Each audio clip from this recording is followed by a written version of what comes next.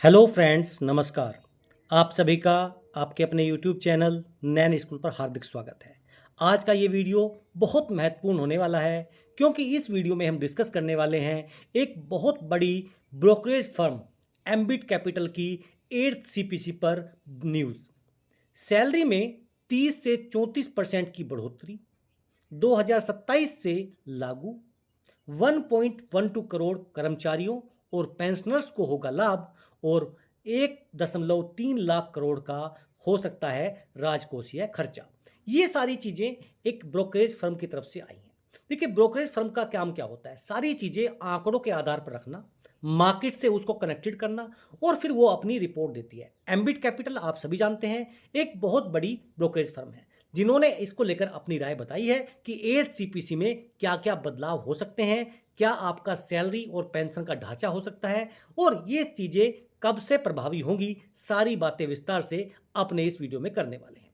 उसी आधार पर मैंने टेबल तैयार की है, जिस टेबल से आपको बताया जाएगा कि आपकी जो सैलरी है पे लेवल के हिसाब से उसमें कितना इजाफा होने वाला है। सारी चीज़ें विस्तार से देखेंगे अपने आज के इस वीडियो में। अगर आप मेरे चैनल पर नए हैं, चैनल को सब्सक्राइब कर लीजिए। वीडियो पसंद आए तो लाइक और शेयर ज़रूर करें। देखिए, जो ब्रोकरेज फर्म है उन्होंने 9 जुलाई को एक रिपोर्ट प्रकाशित की जिसमें बताया कि देखिए 8वां वेतन आयोग पर आया यह रिपोर्ट 34% तक बढ़ सकता है आपका सैलरी और पेंशन। 8वें वेतन आयोग में 2027 के वित्त वर्ष में लागू होने की उम्मीद बताई गई है। देखिए, यहाँ पर इन्होंने बताया कि वित्त वर्ष 2027 में 8th पे कमीशन लागू हो सकता है। उसके पीछे की वजह आप सभी को पता है कि जनवरी से लेकर जुलाई का 6 महीने का समय हो चुका है। केवल हमें इतना पता है कि सरकार ने 8वें वेतन आयोग को मंजूरी दे दी है। कौन सी कमेटी होगी, कौन उसके अध्यक्ष होंगे, कौन सचिव होंगे और सबसे बड़ी बात, टर्म्स ऑफ रेफरेंस भी अभी तक फाइनल नहीं हो पाया है। आप सभी जानते हैं कि देखिए, जो पे लेवल 11 के यहाँ पर अधिकारी थे जिनका चयन होना था 8 सीपीसी में, उसकी डेट्स को फिर 31 जुलाई तक बढ़ा दिया गया। इसका मतलब सीधा सा है कि सरकार 2027 से पहले आपको 8वां वेतन आयोग देने वाली नहीं है। इधर करोड़ों केंद्रीय कर्मचारियों और पेंशनर्स के लिए एक अच्छी रिपोर्ट सामने आ रही है। दरअसल ब्रोकरेज कंपनी एम्बिट कैपिटल के अनुसार सरकारी कर्मचारियों के वेतन और पेंशन में 30 से लेकर 34% की बढ़ोतरी हो सकती है।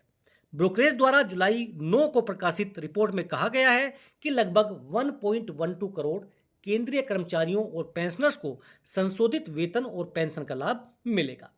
इससे डिस्पोजेबल आय में भारी वृद्धि होने की उम्मीद है, जिससे उपभोग का बहुत ज़्यादा बढ़ावा मिलेगा। क्या है डिटेल? ब्रोकरेज का मानना है कि यात्री वाहन, बीएफएसआई, एम एफएमसीजी और क्यूएसआर जैसे सेक्टर को इस बढ़ोतरी से लाभ मिलेगा। हालांकि इस बढ़ोतरी का परिमाण इस बात पर निर्भर करेगा कि वास्तविक वेतन वृद्धि कितनी बड़ी है, जो फिटमेंट फैक्टर पर आधारित है और इसे कब लागू किया जाता है। एग्जीक्यूशन में देरी का असर अधिक ड्यू पेमेंट के रूप में दिखाई दे सकता है, क्योंकि अगर आपको 2027 में ये मिलेगा तो 1 साल का आपको एरियर देना पड़ेगा, तो उस टाइम जो है एकदम ज़्यादा पैसा सरकार को निकालना पड़ेगा, जिसका अर्थ हुआ विवेकहीन उपभोग को एक मुफ्त बढ़ावा देना हो सकता है। लोअर और हाइयर सिनेरियो में एम्बिट कैपिटल को सरकारी कर्मचारियों के वेतन में क्रमशः 14% और 54% की बढ़ोतरी की उम्मीद है। ब्रोकरेज द्वारा किए गए विश्लेषण से पता चलता है कि इन बढ़ोतरी के लिए 1.3 लाख करोड़ रुपए के अतिरिक्त राजकोषीय स्थान की आवश्यकता होगी। एम्बिट कैपिटल ने कहा, इसके मैनेजमेंट के लिए सरकार को कैपिटल खर्च में कमी, जीएसटी दरों को युक्तिसंगत बनाना या सार्वजनिक उपक्रमों के जो लाभांश है उस पर निर्भरता बढ़ाने जैसे उपायों पर विचार करना पड़ सकता है। जैसा सभी जानते हैं कि देखिए, जो भी हमारे सार्वजनिक उपक्रम है, चाहे आप आरबीआई के ले लें, वो भी देखिए सरकार को कुछ डिविडेंड के रूप में पैसा देती है, तो इस तरह की चीज़ों पर भी विचार करना पड़ सकता है, खासकर राजस्व में कमी और लगातार प्रतिबद्ध खर्च को देखते हुए। इससे पहले 7वें वेतन आयोग में जो 2016 से 2025 के लिए था, लगभग 14% 1970 से सबसे कम वृद्धि देखने को मिली थी।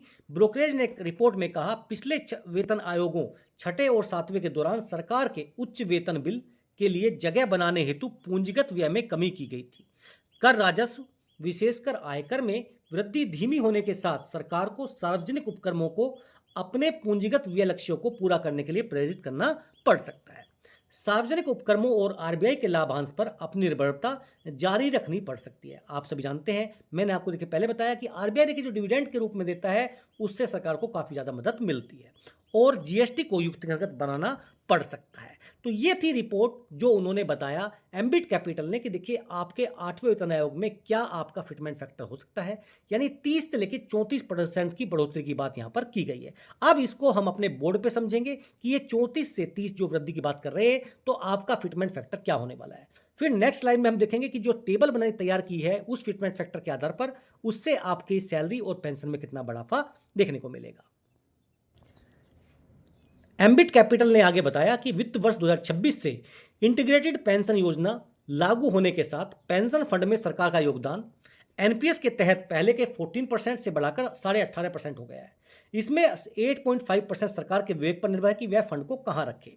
एम्बिट कैपिटल ने कहा कि यदि कंपनी इक्विटी में लगभग 45% निवेश करने के वैश्विक मानदंडों का पालन करने का निर्णय लेती है तो इक्विटी बाजार में प्रवाह 24,500 करोड़ से बढ़कर 46,500 करोड़ रुपए हो जाएगा, यानी जो हमारा सकल घरेलू प्रवाह है उसका 7.7% हो सकता है। यानी यहां पर सारी चीजें हैं कि मार्केट में वो पैसा इन्वेस्ट करती है सरकार, उस फंड के पैसे को कहां यूज करती है वो सरकार के विवेक पर निर्भर करेगा। अब चलते हैं आगे। अब देखिए यहां पर जो हमने डाटा तैयार किया है, अभी आपका डीए 55% है, 3% और फिर 3%, क्योंकि दो वृद्धि होनी है 1/1/2026 तक। तो जब दो वृद्धि होंगी तो 3% की वो वृद्धि मान लेता हूं तो आपका डीएडीआर 61% बैठ जाता है। अब 61% फिटमेंट फैक्टर के साथ जोड़ें तो ये आपका बनता है 1.61, क्योंकि 100% आपकी बेसिक प्लस 61% डीएडीआर। अब मर्ज करने के बाद में ये हो जाता है 1.61। अब सरकार अगर 30% देती है तो फिटमेंट फैक्टर बैठता है आपका 2.09 और अगर 34% देती है तो फिटमेंट फैक्टर बैठता है 2.11। अब अगर मैं इसको भी एवरेज कर लूं या नॉर्मल मान के चलूं तो ये लगभग देखिए 2 फिटमेंट फैक्टर बैठता है, यानी फिटमेंट फैक्टर आपका 2 गुना हो जाएगा। इसका मतलब अगर आपकी अभी बेसिक 18,000 है तो बढ़ के आपकी 36,000 हो जाएगी, यानी आपकी सैलरी और पेंशन डबल हो जाएंगे। फिर उस पर जीरो से देखिए डीए शुरू होगा, तो जो आगे बढ़ेगा 8 पे कमीशन में वो आपकी नई बेसिक यानी 36,000 के हिसाब से बढ़ेगा। अब आगे देखिए इसके आधार पर हमने पूरी टेबल तैयार की है, 8th पे कमीशन सैलरी टेबल। 7 सीपीसी में पे लेवल 1 से लेकर 14 तक दिया गया है, उसको 8 सीपीसी में मल्टीप्लाई 2 कर दिया गया है क्योंकि फिटमेंट फैक्टर यहां पर 2.0 है। अब देखिए 18,000 पे लेवल 1 वो 36,000, 19,900 पे लेवल 2 वो बढ़कर 39,800। पे लेवल 3 की अगर बात की जाए तो 21,700 से बढ़कर 43,400। पे लेवल 4 25,500 से बढ़कर 51,000। पे लेवल 5 29,200 से बढ़कर 58,400। पे लेवल 6 35,400 से बढ़कर 70,800। पे लेवल 7 44,900 से बढ़कर 89,800। पे लेवल 8 47,600 से बढ़कर 95,200। पे लेवल 9 53,100 से बढ़कर 1,06,200। पे लेवल 10 56,100 से बढ़कर 1,12,200। पे लेवल 11 67,700 से बढ़कर 1,35,400। पे लेवल 12 78,800 से बढ़कर 1,57,600। 13 1,23,000 से बढ़कर 2,46,000। 14 1,44,000 से बढ़कर 2,88,400। यानी ये आपका सैलरी का ढांचा हो सकता है अगर सरकार फिटमेंट फैक्टर 2 की रखती है।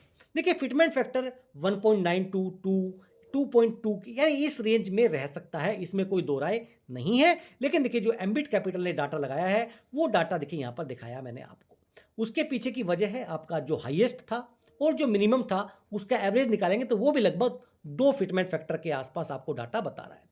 हालांकि बहुत सारे बदलाव होते हैं, साथ में बहुत सारी चीज़ों के मूल्य में परिवर्तन होता है, फैमिली का भी डिपेंड करता है कितनी यूनिट लिया जाए, लेकिन सारी चीज़ें देखते हुए ऐसा लगता है कि फिटमेंट फैक्टर कहीं ना कहीं 2 के आसपास रह सकता है, थोड़ा बहुत कम या थोड़ा बहुत ज़्यादा। आपकी 8 सीपीसी या फिटमेंट फैक्टर के ऊपर क्या राय है और आप इस रिपोर्ट से कितना सहमत हैं, अपने कीमती सुझाव कमेंट बॉक्स में ज़रूर दीजिएगा। फिर मिलेंगे आपसे। जय हिंद, जय भारत।